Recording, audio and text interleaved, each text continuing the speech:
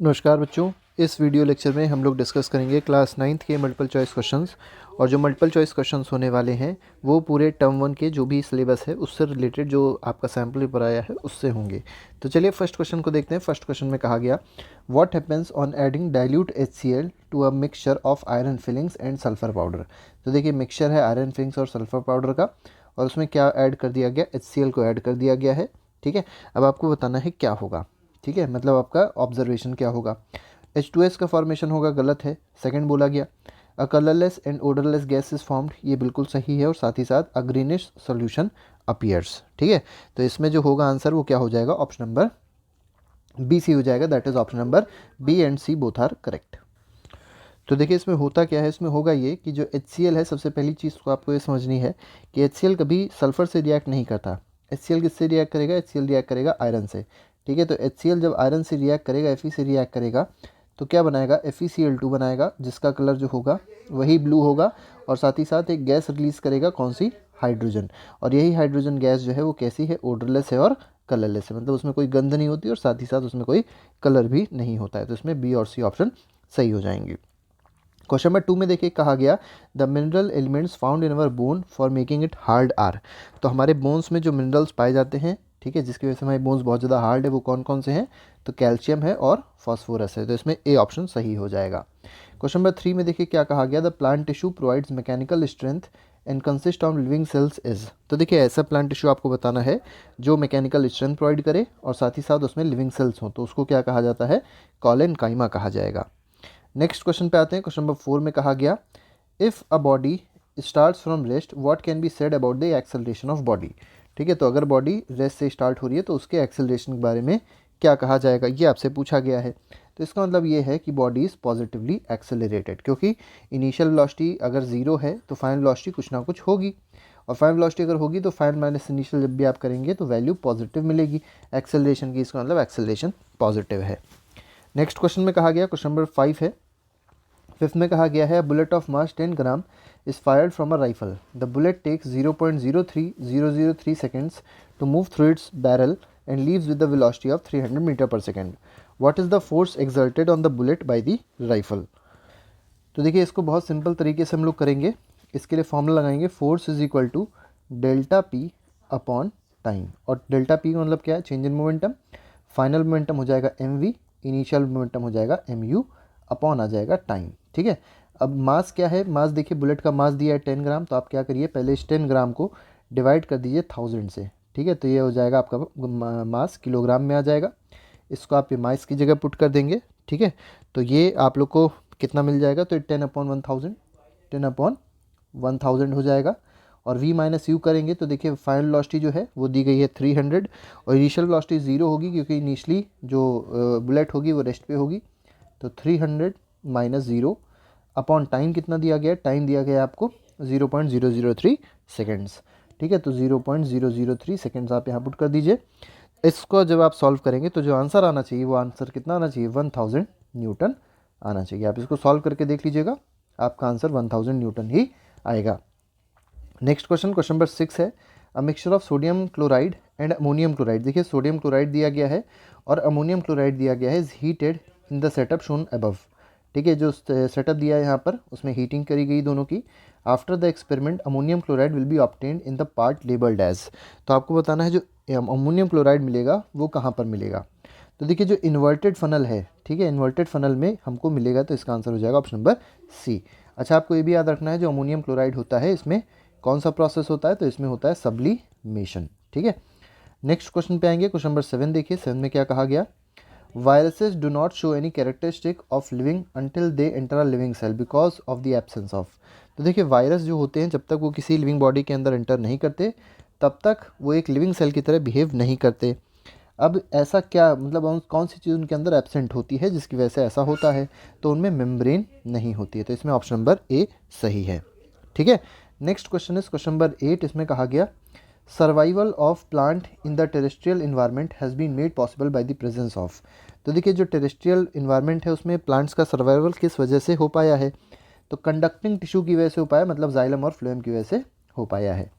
Next question, question number 9 है। इसमें कहा गया, which of the following figure represent uniform motion of moving object correctly. तो distance time graph आप देख लीजिए, ये जो ऑप्शन आपको दिखाई पड़ रहा होगा, this is for uniform motion, तो इसमें ऑप्शन नंबर ए सही हो जाएगा।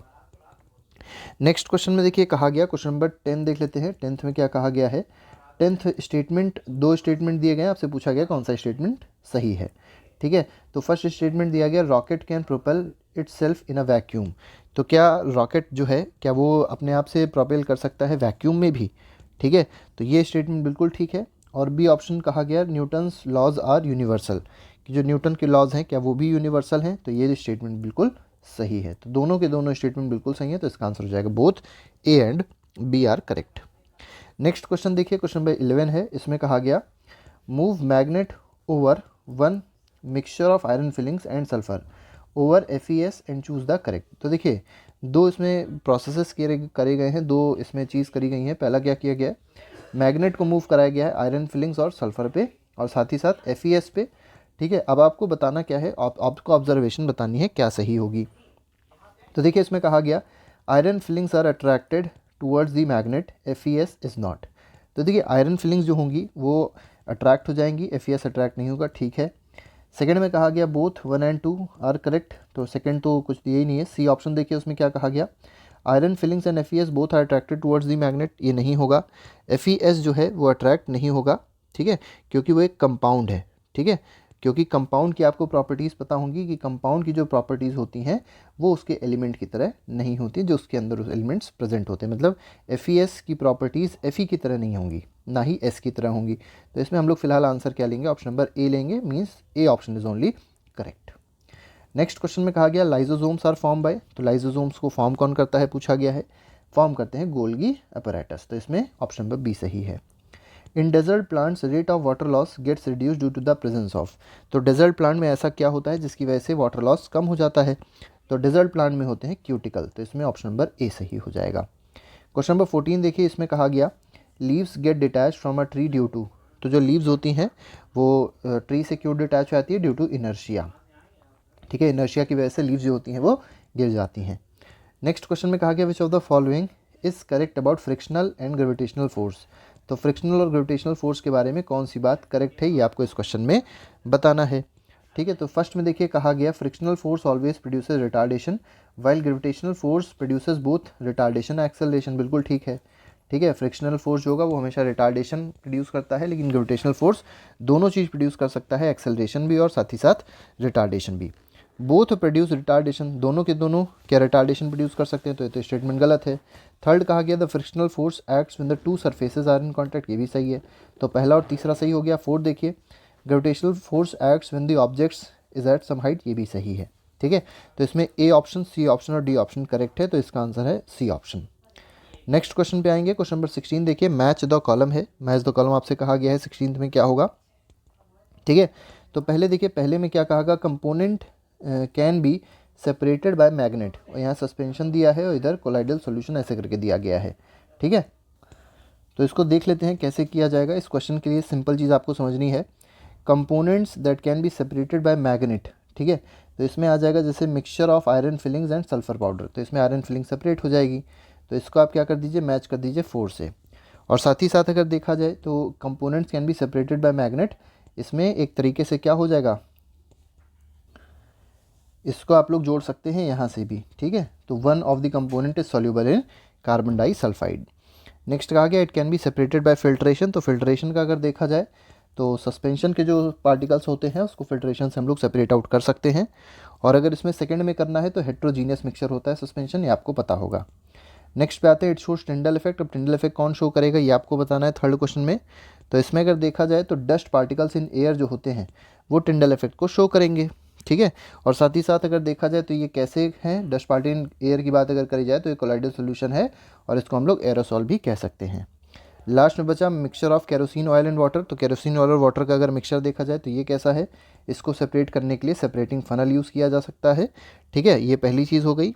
और अगर इसमें दूसरे से मैच करना है तो ये हो जाएंगे इमिक्सिबल लिक्विड्स। तो ये दोनों के दोनों कैसे हैं, इमिक्सिबल लिक्विड है। ये कह सकते हैं हम लोग सेपरेटिंग फनल को यूज़ क्यों करते हैं, इमिक्सिबल लिक्विड को सेपरेट करने के लिए किया जाता है। नेक्स्ट क्वेश्चन पे आएंगे, क्वेश्चन नंबर 17 देखिए। 17 में क्या कहा गया, the compound synthesised near endoplasmic reticulum are packaged and dispatched to various sides inside and outside the cell through. तो किसकी मतलब किस वजह से, किसके हेल्प से होता है, तो ये जो फंक्शन दिया गया है this is of Golgi apparatus. Next question में कहा गया the cells enclosing the stroma are called dash. तो देखिए ऐसे सेल जो स्ट्रोमा को इनक्लोज करते हैं उनको क्या कहता है, they are called guard cells. 19 में देखिए क्या कहा गया है, a body moving uniformly acceleration with velocity 20 metre per second to 30 metre per second when passing between the 2 points A and B, the velocity midway between A and B is. तो देखिए आपको बताना है बीच में वेलोसिटी क्या होगी, ठीक है, बीच में आपको बतानी है कि वेलोसिटी इसमें क्या होगी, ठीक है, यूनिफॉर्म एक्सेलरेशन है, याद रखिएगा।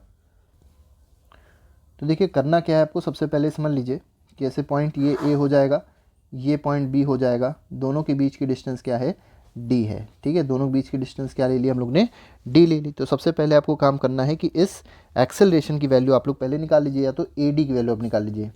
ए डी आपको फॉर्मूला पता होगा, v square is equal to u square plus 2as का फॉर्मूला आपको पता है, और एस की जगह आप डी लिख दीजिए क्योंकि हमने डिस्टेंस को क्या रखा है, डी रखा है।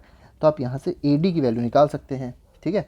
फिर क्या करिएगा, फिर आप यहाँ पे आपको वेलोसिटी चाहिए, और यहाँ आपको वेलोसिटी पता है, यहाँ आपको पता है 20 मीटर पर सेकेंड।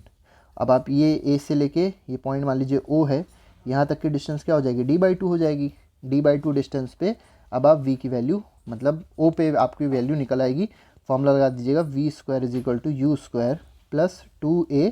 अब s नहीं यूज़ होगा, क्या यूज़ हो जाएगा, d/2 यूज़ हो जाएगा। तो ए डी की आपको वैल्यू पता है, आप यहाँ से पुट कर दीजिएगा, u आपको पता ही है, v आप लोग को मिल जाएगा, ठीक है। तो इसको आप लोग सॉल्व कर लीजिएगा, इसका आंसर जो आएगा वो अप्रॉक्सीमेटली 25.5 मीटर पर सेकेंड ही आना चाहिए। नेक्स्ट क्वेश्चन देखिए, नेक्स्ट क्वेश्चन में क्या कहा गया, 2 bodies 5 kg and 3 kg moving with velocity 3 metre per second and 10 metre per second in straight line with 3 kilogram behind 5 kilogram collide. After the collision 3 kilogram has velocity of 5 metre per second, the velocity of 5 kilogram mass is. तो देखिए बहुत simple सा काम है, आपको formula पता होगा m1v1 plus m2v2, ठीक है। इसको आप क्या कर दीजिए, m1 v1 dash plus m2 v2 dash, ऐसे आप लोग कर सकते हैं, जहाँ v1 और v2 क्या है, इनिशियल वेलोसिटीज़ हैं, और v1 डैश और v2 डैश क्या है, फाइनल वेलोसिटीज़ हैं। फिर आप क्या करिए, 5 को मल्टीप्लाई करिए 3 से, ये आपका आ जाएगा 15, प्लस 3 को मल्टीप्लाई करिए 10 से, ये आ जाएगा 30, इज इक्वल टू कर दीजिए 3 और 5 पीछे थी, 3 kg की वेलोसिटी है 5, ठीक है, तो 3 × 5 हो गया, ठीक है, प्लस 5 की वेलोसिटी आपको जाननी है तो 5 × v कर दीजिए, ये और ये कट जाएगा, 6 मीटर पर सेकेंड आपका आंसर आ जाएगा, 5 6 30। तो 6 is the correct answer, that is option number B. Next question में देखिए कहा गया, क्वेश्चन नंबर 21 है, conversion of solid directly into vapour form is called. तो इसको सब्लिमेशन कहा जाएगा। नेक्स्ट में कहा गया the major function of Golgi apparatus is. तो गोल्गी अपैरेटस का मेजर फंक्शन क्या होता है, तो ये होता है secretion, that is option number A. Question number 23 में देखिए क्या कहा गया है, विच of the following set includes simple permanent tissue. तो इनमें से सिंपल परमानेंट टिश्यू कौन कौन सी है, तो कॉलन काइमा है, पैरन काइमा है और स्केलन काइमा है। तो इसका आंसर देखा जाए ऑप्शन नंबर ए हो जाएगा। नेक्स्ट में क्वेश्चन नंबर 24 में देखिए कहा गया, मैच द कॉलम है, स्केलर क्वांटिटी आपको बतानी है। स्केलर क्वांटिटी में क्या होता है, मैग्नीट्यूड होता है, ठीक है। 24 में अगर देखें तो ए को हम लोग 4 से मैच कर देंगे। बी में देखिए कहा गया वेक्टर क्वांटिटी, इसका अपोजिट मैग्नीट्यूड भी होगा, डायरेक्शन भी होगा। Rectilinear motion straight line motion होता है, और सर्कुलर मोशन में देखा जाए तो मोशन ऑफ सैटेलाइट एग्जाम्पल हो जाएगा। नेक्स्ट क्वेश्चन 25 है, इसमें देखिए कहा गया, a force 5 newton gives a mass m1 and acceleration 10 metre per second square and m2 and acceleration of 20 metre per second square, what is the acceleration would it give to both masses were tied together. तो देखिए दोनों को एक साथ में बांध दिया गया है, तो आपको बताना है नेट एक्सेलरेशन अब क्या मिलेगा। तो पहले आप क्या निकाल लीजिए, टोटल मास आप पहले निकाल लीजिए। तो टोटल मास देखिए कैसे निकलेगा, पहले फोर्स है और ये आपके पास एक्सेलरेशन है। F1 के लिए फॉर्मूला लगाइए, F1 is equal to m into m1 into a, ठीक है। F1 कितना है 5 इज इक्वल टू m कितना है नहीं पता, तो m1 रख दीजिए उसको। एक्सेलरेशन कितना है 10 है, तो m1 की वैल्यू क्या आ जाएगी 0.5 kg आ जाएगी, ठीक है। इसी तरीके से आप क्या कर लीजिए, फोर्स दूसरा फिर से 5 is equal to m into a रखेंगे, तो m2 इंटू ए कितना है 20 है। इसको आप सॉल्व करिएगा तो m2 की वैल्यू आ जाएगी 0.25 kg। तो यहाँ पे देखिए 0.25 आ गया है, 0.5 आ गया, तो दोनों को ऐड करेंगे तो 0.75 आ जाएगा। इसका मतलब जो नेट मास आया, मास नेट आया वो आया 0.75 kg, ठीक है। और फोर्स कितना था, फोर्स आपके पास है 5 न्यूटन का। आपको करना क्या है, F is equal to MA फिर से लगा देना है, ठीक है। अब आप यहाँ से A निकाल सकते हैं, A आप सॉल्व करके देखिएगा, A कितना आ जाएगा 5/0.75 आ जाएगा, जिसकी वैल्यू जो होगी वो कितनी होगी, ये होगी approximately 6.67, that is option number D, metre per second square. Question number 626 में कहा गया था functional unit of Golgi apparatus. तो गोल्गी अपैरेटस की जो फंक्शनल यूनिट होती है उसको क्या कहते हैं, तो सिस्टर्न कहते हैं, सिस्टर्न या सिस्टर्न कहते हैं, ठीक है। Next question is question number 27, chlorenchyma aerenchyma are modified specialised dash. तो क्लोरेनकाइमा और स्केलेरनकाइमा क्या है, तो ये मॉडिफाइड और पैरेनकाइमा है, तो इसमें हम लोग बी ऑप्शन लेंगे, ठीक है। दे आर मॉडिफाइड और specialised parenchyma. Next is dash is called, dash is the cell wall of cork bark make it impervious to water. तो देखिए कौन इम्परवियस बनाता है वाटर में, ठीक है। सेल वॉल की जो कॉर्क की जो सेल वॉल होती है, या कह सकते हैं कॉर्क को इम्परवियस कौन बना रहा है वाटर के लिए, ठीक है। तो सुबेरिन होता है, ठीक है, ये पानी को अंदर नहीं जाने देगा, जिसकी वजह से कहते हैं हम लोग कि ये इम्परवियस बनाता है वाटर में। 29 में कहा गया which among the following is concerned with the synthesis and transport of lipids within the cell, ठीक है। तो सिंथेसिस ऑफ लिपिड्स और ट्रांसपोर्ट ऑफ लिपिड्स से कौन रिलेटेड है आपको बताना है, तो this is smooth endoplasmic reticulum. और रफ एंडोप्लाज्मिक रेटिकुलम याद रखिएगा, प्रोटीन को सेम काम ये करता है, सिंथेसिस ऑफ प्रोटीन करता है, क्योंकि इसमें राइबोसोम्स अटैच होते हैं। क्वेश्चन नंबर 30 में देखिए कहा गया the maximum speed of train is 90 kilometre per hour, it takes 10 hours to cover a distance of 500 kilometre, the ratio of average speed to maximum speed is. आपको average speed और maximum speed का ratio बताना है। तो देखिए maximum speed आपको पता है 90 है, अब आपको समझिए एवरेज स्पीड जाननी है। एवरेज स्पीड क्या होती है, total distance upon total time, दोनों को डिवाइड करेंगे तो 50 किलोमीटर पर आवर आ जाएगा।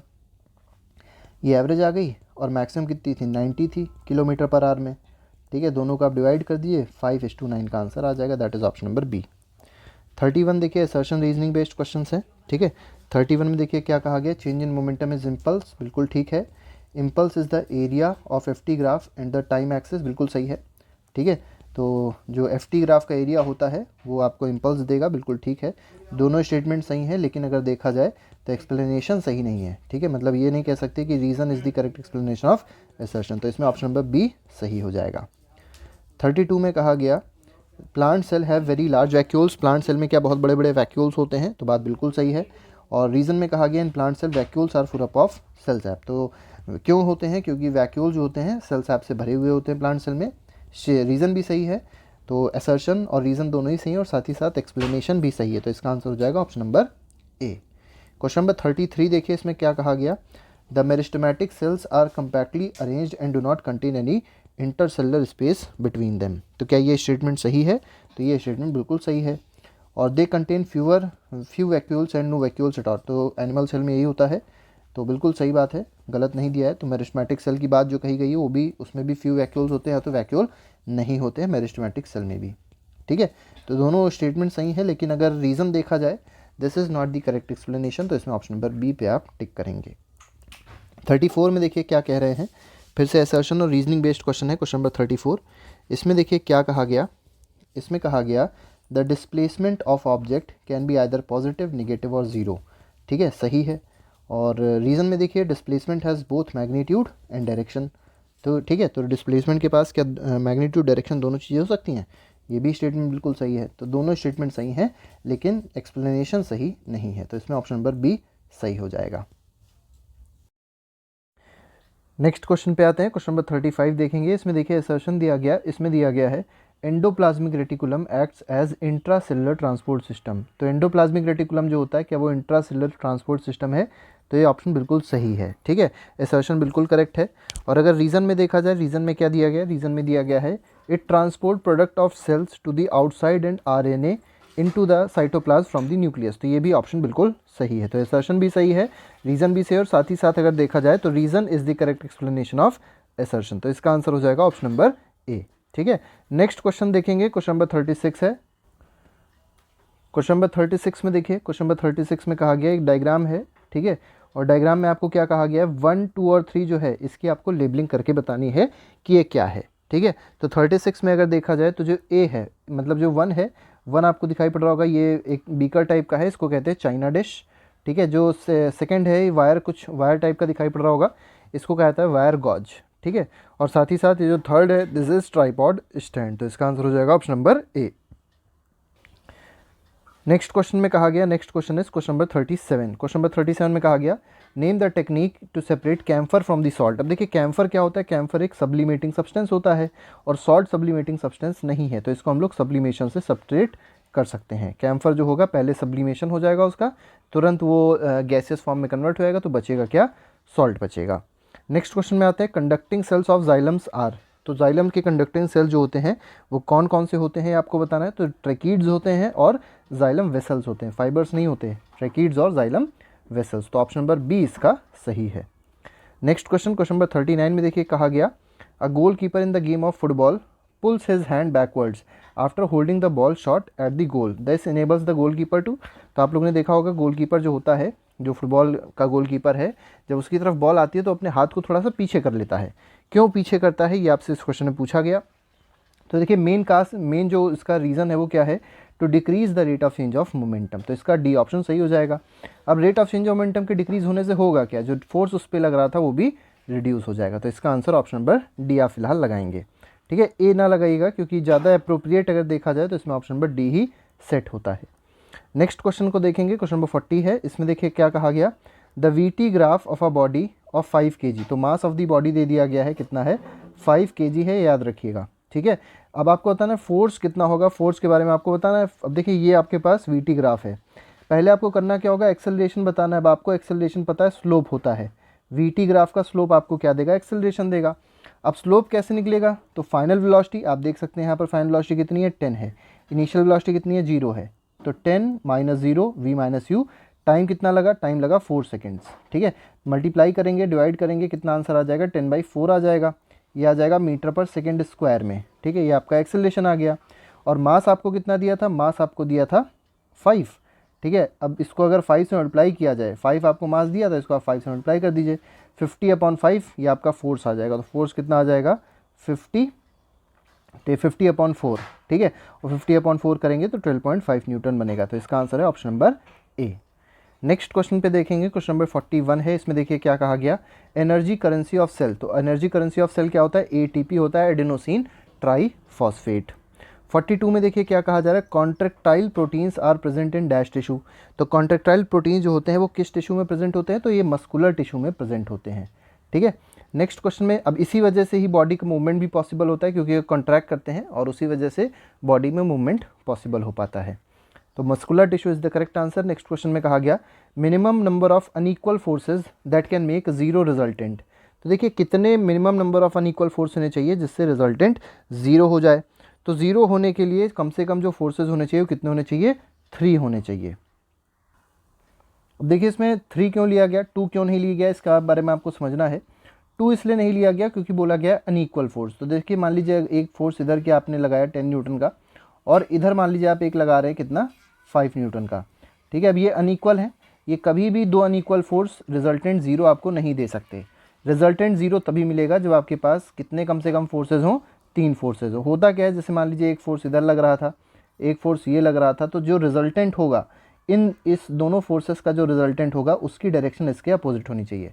तो रिजल्टेंट इधर क्यों रहेगा, तो ये वाला जो हमने फोर्स लिया F3 वो अपोजिट डायरेक्शन ले लिया, और ये क्या करेगा, इन दोनों के रिजल्टेंट को कैंसिल कर देगा। तो इसमें आंसर ऑप्शन नंबर सी होगा, दैट इज 3। नेक्स्ट क्वेश्चन में देखिए क्या कहा गया, out of the following the only incorrect statement is. आपको बताना है 44th क्वेश्चन में कौन सा इनकरेक्ट है।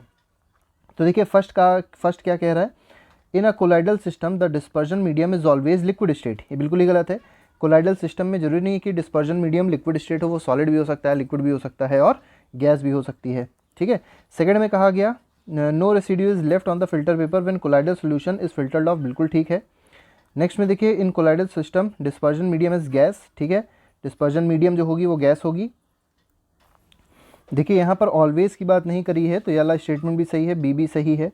थर्ड में देखा जाए, फोर्थ में देखा जाए the colloidal system is a heterogeneous mixture, ये भी आपका ऑप्शन सही है। तो कौन सा गलत है, सिर्फ ऑप्शन ए गलत है, क्योंकि आपको पता है कोलाइडल सॉल्यूशन में या कोलाइडल सिस्टम में डिस्पर्जन मीडियम बोला जाए, डिस्पर्जन फेज बोला जाए, तो ये सॉलिड भी हो सकता है, लिक्विड भी हो सकता है और गैस भी हो सकता है, लेकिन यहाँ पर ऑलवेज लिक्विड बोला गया है तो इसलिए गलत हो जाएगा। तो इसमें कौन सा गलत है, option number B that is A is wrong. Next is question number 45। इसमें देखिए क्या दिया गया, when a rod dipped in concentrated HCl is brought near the mouth of test tube containing ammonia gas. तो देखिए अमोनिया गैस है और किसके पास लेके आए हैं, कंसनट्रेटेड HCl है, ठीक है। इसका जो आंसर है, देखिए इस क्वेश्चन में कहा गया है कि अमोनिया की रॉड है और उसके साथ ही साथ क्या दिया गया है, कंसनट्रेटेड HCl दिया गया है जो कि प्रेजेंट है टेस्ट ट्यूब में। दोनों को अगर साथ में लेके आएंगे तो देखिए क्या होगा, HCl है और इसके साथ अमोनिया मतलब NH3 की रिएक्शन होती है तो क्या बन जाता है, NH4Cl बनेगा और साथ ही साथ हाइड्रोजन गैस रिलीज़ होगी, ठीक है। तो वाइट फ्यूम्स निकल रहे हैं, हाइड्रोजन गैस है तो ये NH4Cl प्लस H2, तो इसमें जो फोर्थ ऑप्शन है वो आपका सही हो जाएगा। दैट इज़ 45th क्वेश्चन का जो आंसर है that is option number 4। Site of detoxification in liver cells, तो लिवर सेल में डिटॉक्सिफिकेशन की साइट क्या होती है, बहुत सिंपल सा क्वेश्चन है, this is smooth endoplasmic reticulum. Next question में कहा गया 47th है, इसमें कहा गया है while doing work and running you move your organs like hands legs etcetera which among the following is correct. तो कौन सा इसमें स्टेटमेंट है जो आपको बताना है करेक्ट है। तो फर्स्ट देखिए कहा गया skeletal muscles contract and pull the tendon to move the bones, यही स्टेटमेंट आपका बिल्कुल सही है कि जो स्केलेटल मसल्स होती है वो कॉन्ट्रैक्ट करती है, पुल करती है टेंडन को, जिससे जो मूवमेंट होता है बोन्स में वो हो पाता है, ठीक है। तो इस तरीके से क्वेश्चन नंबर 47 का ऑप्शन नंबर ए सही हो जाएगा। नेक्स्ट में देखिए क्या कहा गया, meristematic tissues in plants are. अब मेरिस्टेमेटिक टिश्यूज़ जो होती हैं प्लांट में, आपको पता होगा प्लांट में कई सारे टिश्यूज़ होते हैं, तो जो मेरिस्टेमेटिक टिश्यू होते हैं उनके बारे में पूछा गया है, उनकी प्रॉपर्टीज़ क्या है, ठीक है। तो यहाँ पर अगर मेरिस्टेमेटिक टिश्यू की बात करी जाए तो ये लोकलाइज्ड भी होते हैं और साथ ही साथ डिवाइडिंग भी होते हैं, तो इसमें ऑप्शन नंबर ए सही है। नेक्स्ट इज, अब यहाँ पे देख लीजिए केस स्टडी बेस्ड क्वेश्चन है, केस स्टडी आपको दिखा दे रहे हैं।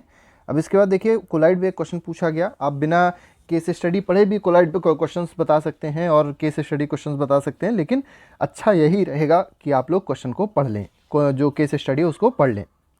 49 में देखिए कहा गया which of the following is not the property of colloid. तो आपसे पूछा गया है कोलाइड की कौन सी प्रॉपर्टी नहीं है। तो देखिए पहले में दिया गया colloid are big enough to scattered beam of light passing through it, बिल्कुल सही है। स्कैटरिंग ऑफ लाइट मतलब जो भी लाइट, जो भी पार्टिकल, जो भी लाइट अगर पास होती है तो उसमें स्कैटरिंग हो पाती है, टिंडल इफेक्ट शो करता है। इज अ हेट्रोजीनियस मिक्सचर, ये भी सही है। सी ऑप्शन में दिया गया size of particle of colloid is too small, ये भी ऑप्शन आपका तीनों सही है। तो ए, बी और सी सही है, लेकिन डी ऑप्शन अगर देखें इसमें कहा गया कोलाइड इज़ वेरी अनस्टेबल, ये आपका गलत है। कोलाइड अनस्टेबल नहीं होता, कोलाइड जो होते हैं वो स्टेबल होते हैं। नेक्स्ट क्वेश्चन पे आएंगे, क्वेश्चन नंबर 50 देखेंगे। इसमें देखिए क्या कहा गया, sol and gel are the examples of. तो सॉल की बात करी गई है और जेल की बात करी गई है, तो ये किसके एग्जाम्पल्स हैं आपको इस क्वेश्चन में बताना है। तो देखिए पहले में कहा गया sol is solid, solid colloid and gel is solid, गलत है। सॉलिड सॉलिड तो सॉलिड सोल होता है, ठीक है। यहाँ पे डी ऑप्शन देख लीजिए, डी ऑप्शन सही है, ज़्यादा नहीं हम लोग टाइम पास करेंगे। सॉल में देखिए सॉल क्या होता है, सॉल होता है सॉलिड और लिक्विड का कोलाइड, ठीक है। सॉल SO हो गया सॉलिड और L से हो गया लिक्विड, तो सॉलिड और लिक्विड का कोलाइड होएगा सोल। और जेल की बात करी जाए तो जेल क्या होता है, लिक्विड इन सॉलिड कोलाइड, ठीक है। तो इसमें डी ऑप्शन आप याद रखिए, डी ऑप्शन इसका सही है। नेक्स्ट क्वेश्चन में कहा गया mixture of sulphur and carbon disulphide is. अब सल्फर और कार्बन डाइसल्फाइड का जो मिक्सचर होगा वो कैसा होगा, ठीक है। तो ये मिक्सचर जो होगा ये होमोजीनियस होगा और टिंडल इफेक्ट को शो नहीं करेगा, ठीक है। तो होमोजीनियस है, homogeneous mixture Tyndall effect show नहीं करते हैं। नेक्स्ट क्वेश्चन में कहा गया 52 है विच of the following is an example of solid sol. अब देखिए सॉलिड और सॉलिड जब मिक्स होते हैं तो सॉलिड सोल बनाते हैं, मतलब जिसमें डिस्पर्ज्ड फेज भी सॉलिड हो और डिस्पर्जन मीडियम भी सॉलिड हो, तो बनाएगा सॉलिड सोल। आपको बताना है सॉलिड सोल का एग्जांपल कौन सा है, तो coloured gemstone is the example of solid sol, तो इसमें ऑप्शन नंबर सी सही हो जाएगा। एक और केस स्टडी क्वेश्चन है, आप लोग इसको देख लीजिए पूरा, ये आपको एक सेल भी दी गई है। अब यहाँ पे देखिए 53rd क्वेश्चन में कहा क्या गया, which of the given are covered by single membrane. अब आपको बतानी है किसमें सिंगल मेम्ब्रेन होती है इनमें से। तो जो प्लास्टिड है नहीं, गलत है। लाइसोसोम भी गलत है, माइटोकॉन्ड्रिया भी गलत है। सिंगल मेम्ब्रेन होती है वैक्यूल में, ठीक है।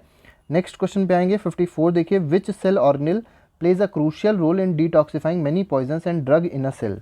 तो डिटॉक्सिफिकेशन में कौन मदद करता है, तो अभी हमने देखा था स्मूथ एंडोप्लाज्मिक रेटिकुलम या SER मदद करता है। 55 में देखिए क्या कहा गया, the cell organelle involve in forming complex sugars from the simple sugars are. तो देखिए कौन सा ऐसा सेल ऑर्गेनेल है जो कॉम्प्लेक्स शुगर को कन्वर्ट करेगा सिंपल शुगर में, ये आपको 55th क्वेश्चन में बताना है। तो ये करता है गोल्गी एपरेटस, ठीक है। तो इसमें ए ऑप्शन सही हो जाएगा। 56 में देखिए क्या कहा जा रहा है, find out the correct sentence about endoplasmic reticulum. Endoplasmic reticulum के बारे में कौन सा स्टेटमेंट सही है, ये आपको इस क्वेश्चन में बताना है। तो देखिए इसमें अगर देखा जाए तो फर्स्ट में कहा गया है enzymes packed in lysosomes are made through rough endoplasmic reticulum, बिल्कुल सही है। ठीक है, जो एंजाइम्स पैक्ड होते हैं लाइसोसोम्स में, कौन बनाता है उसको, रफ एंडोप्लाज्मिक रेटिकुलम बनाता है, बिल्कुल ठीक बात है। सेकंड में कहा गया rough endoplasmic reticulum and smooth endoplasmic reticulum produce lipids and proteins respectively. ठीक है, तो रफ एंडोप्लाज्मिक रेटिकुलम का लिपिड्स दिया है जो कि गलत है, रफ एंडोप्लाज्मिक रेटिकुलम जबकि प्रोटीन सिंथेसाइज करता है और स्मूथ क्या करता है, लिपिड्स को सिंथेसाइज, उल्टा दिया हुआ है इसमें, ये ऑप्शन गलत है। नेक्स्ट में कहा गया endoplasmic reticulum is related to destruction of plasma membrane, ये भी गलत है। तो फोर्थ देख लीजिए, the SER helps in manufacture of fat molecules और लिपिड्स, ये सही है आपका। स्मूथ एंडोप्लाज्मिक रेटिकुलम क्या कर रहा है, फैट और लिपिड्स को सिंथेसाइज या मैन्युफैक्चर कर रहा है। तो इसमें फर्स्ट और फोर्थ ऑप्शन सही हो जाएगा, that is option number B, option इसका सही है। नेक्स्ट क्वेश्चन पे आएंगे 57। देखिए यहाँ पे आपको एक वेलोसिटी टाइम ग्राफ दिया गया है। ठीक है, ये देखिए वेलोसिटी टाइम ग्राफ आपको कुछ इस तरीके का दिया गया है स्ट्रेट। अब देख लेते हैं इस पे बेस्ड क्वेश्चन क्या है। क्वेश्चन में दिया गया a boy goes from A to B with the velocity of 20 metre per minute and comes back B to A with the velocity of 30 metre per minute. Average velocity के लिए हमने आपको formula बताया था, जब भी कोई बॉडी A से B जाए, जैसे A पॉइंट है, ये B पॉइंट है, तो A से B गई किस वेलोसिटी से, 20 से, B से वापस आई किस वेलोसिटी से, 30 से। तो आपको एवरेज वेलोसिटी का फॉर्मूला लगाना है, तो V एवरेज क्या हो जाएगा, 2AB upon A plus B, हमने आपको फॉर्मूला बताया था। ठीक है, अब 2AB मतलब 2 इंटू फर्स्ट वेलोसिटी कितनी दी है 20, इंटू सेकेंड वेलोसिटी कितनी दी है 30। अब अपॉन कितना हो जाएगा, दोनों को ऐड कर दीजिए तो 50 हो जाएगा, ये और ये कट गया, 5 4 ज़ा 20 हो जाएगा, 4 3 ज़ा 12 और 2 ज़ा 24। तो इसका आंसर हो जाएगा option number C, that is 24 metre per minute. Next question में देखिए कहा गया car is moving on along a straight road with uniform velocity. अब देखिए यूनिफॉर्म वेलोसिटी का ग्राफ आपसे पूछा गया है, कौन है इसमें।